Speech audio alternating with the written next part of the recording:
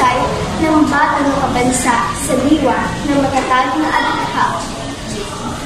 Ngayon, magtatanong tayo sa ilang kabataan kung ano ang masasabi nila sa ito.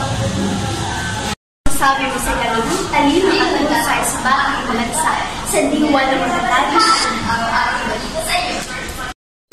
Sa tema ngayong DSP 64, nagaling, talino at husay ng mga batang magbansa sa diwa ng adhika ay gusto nila ipahiwatig ng mga bata or journalists na kaya nilang gawin ang mga kanilang critical thinking skills and also their journalism skills kaya ilang train.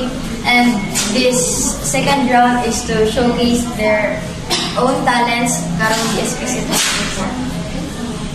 Pasalamat tayo sa ating mga aktibong guro dahil tinuruan tayo nila ng galing, talino at husay.